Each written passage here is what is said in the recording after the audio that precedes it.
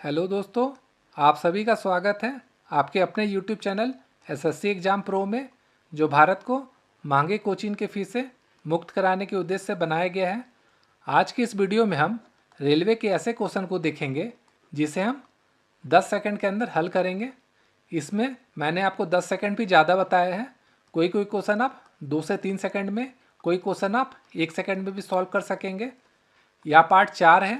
अगर आप 1 से लेकर 3 तक का पार्ट देखना चाहते हैं तो मेरे चैनल पे एक प्लेलिस्ट बना हुआ है, मैथ मैराथन, आप वहां से जाके देख सकते हैं। तो चलिए शुरू करते हैं। आज का पहला प्रश्न, ये जो क्वेश्चन है ये काफ़ी इम्पॉर्टेंट है। ये एसएससी में भी पूछा जाता है, रेलवे में भी पूछा जाता है। चलिए देखते हैं इसे कैसे सॉल्व किया जाए। तो यहाँ पे देखिए क्या दिया हुआ है, समांतर मत दिया हुआ है। इसका मान दिया है 7, यानी अगर दो संख्या ए और बी मान लेते हैं, ये हो जाएगा a+b/2, ये होना चाहिए 7।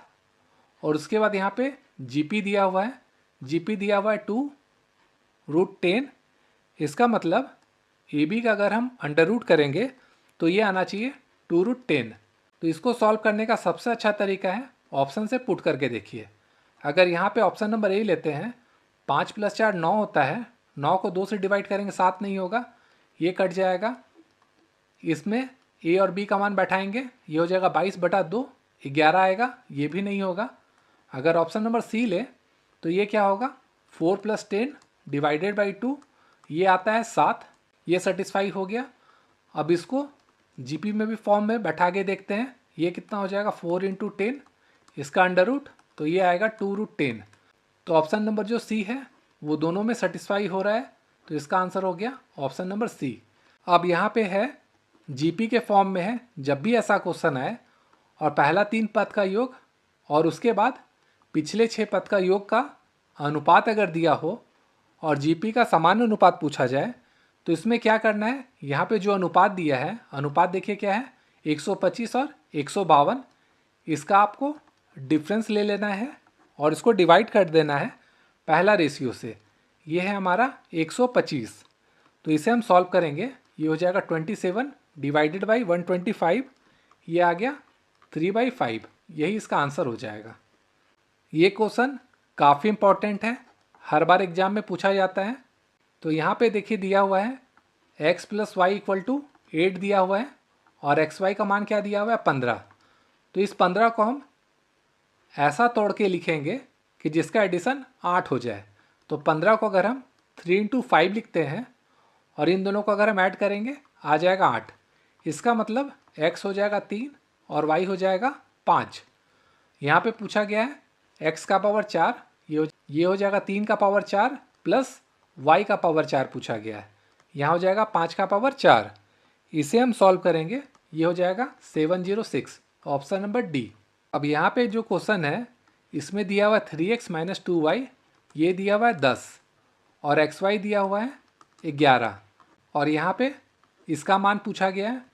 तो अगर आप ऑब्जर्व कीजिएगा तो यहाँ पे 3x है, इसका क्यूब करेंगे तो आएगा 27x³ और 2y का अगर हम क्यूब करेंगे ये आ जाएगा 8y³। मतलब कहीं ना कहीं इसका क्यूब करने से आंसर आ सकता है, लेकिन हम इसे 2 से 3 सेकंड में बनाएंगे। तो इसके लिए हम क्या करेंगे, आपको मैंने पहले भी बताया था, अगर x - 1/x का मान k है तो x³ - 1/x³ निकालना होगा। ये क्या हो जाएगा k³ + 3k। और ये जो इक्वेशन है ये तभी सेटिस्फाई होता है जब xy का मान 1 हो, लेकिन यहाँ पे xy का मान क्या है 11 आ रहा है। तो इसके लिए हम लोगों को क्या करना होगा वो चलिए देखते हैं। ये जो इक्वेशन है ये इक्वेशन तो रहेगा, तो k यहाँ पे क्या है 10 है, ये हो जाएगा 10 का क्यूब प्लस 3 × 10।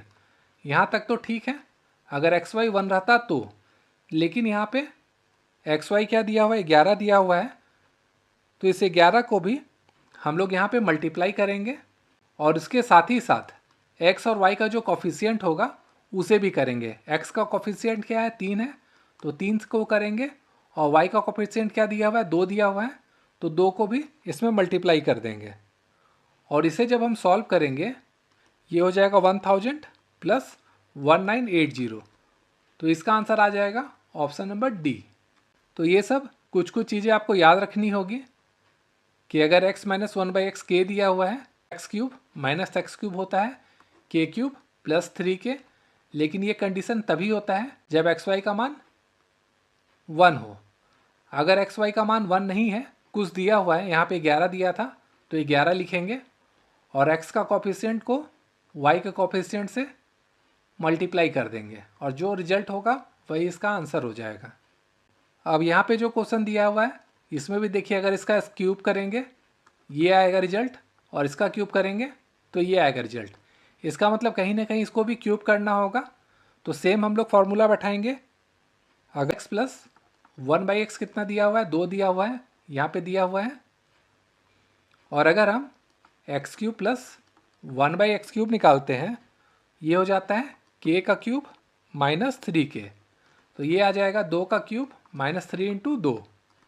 और ये इक्वेशन कब सेटिस्फाई होता है, जब ए बी का मान 1 हो। लेकिन यहाँ पे ए बी का मान क्या दिया हुआ है, 1/36 दिया हुआ है।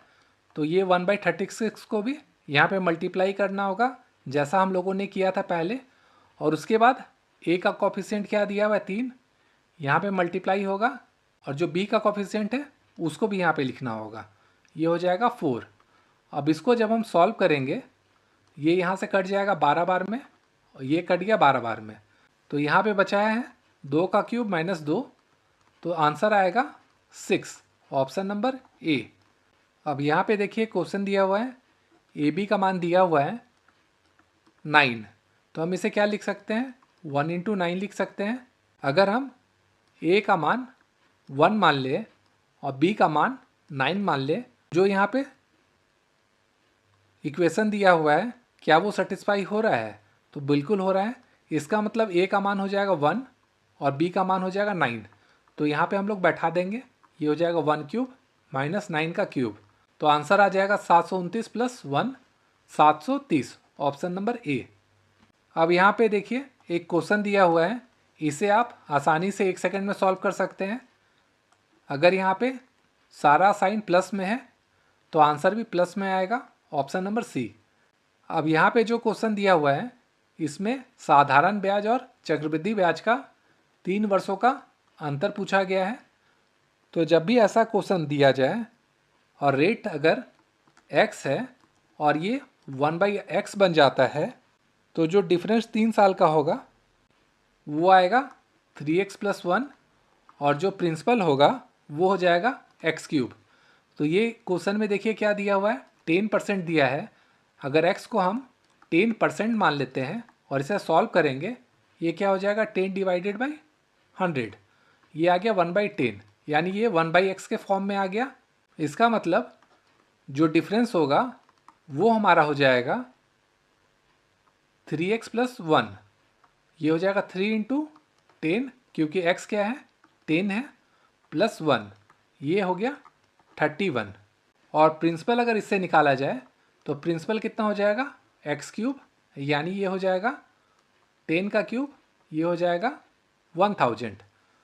अब यहाँ पे प्रिंसिपल दिया हुआ है 5000, यानी अगर इसको 5 से मल्टीप्लाई करेंगे तो ऊपर को भी 5 से मल्टीप्लाई करना होगा। तो डिफरेंस कितना आ जाएगा, 155, ऑप्शन नंबर डी। अब यहाँ पे एक क्वेश्चन दिया हुआ है और 2 वर्ष का अंतर ज्ञात करना है। तो जब भी 2 वर्ष का अंतर निकालना हो, ये और इजी हो जाता है। यहाँ पे जो भी रेशियो दिया होगा, यहाँ पे दिया हुआ 5%, तो इसे हम क्या लिख सकते हैं, 5/100। और इसे अगर हम सॉल्व करेंगे ये आ जाएगा 1/20। अब इसको क्या करना होगा, यहाँ पे जो रिजल्ट है इसका स्क्वायर कर देना होगा, ये हो जाएगा 1/400। और जो ऊपर वाला होगा ये हो जाएगा हमारा अंतर और जो नीचे वाला होगा ये हो जाएगा प्रिंसिपल। तो यहाँ पे देखिए 10,000 में पूछा गया है, तो प्रिंसिपल 10,000 लाने के लिए क्या करना होगा, 25 से मल्टीप्लाई करना होगा। अगर नीचे 25 से मल्टीप्लाई होगा तो ऊपर भी 25 से मल्टीप्लाई होगा, तो अंतर आ जाएगा 25, ऑप्शन नंबर सी। अब यहाँ पे एक क्वेश्चन दिया हुआ है, इसे सॉल्व करने की ज़रूरत नहीं है। यहाँ पे जब भी ऐसा क्वेश्चन है और यहाँ जो भी पावर है, यहाँ पे क्यूब है, बस इसको आगे लेते आना है। तो इसका आंसर हो जाएगा ऑप्शन नंबर सी। तो दोस्तों यह था पार्ट 4 आगे का पार्ट अगले वीडियो में आएगा, तो चैनल को लाइक, शेयर और सब्सक्राइब जरूर करें। Thank you.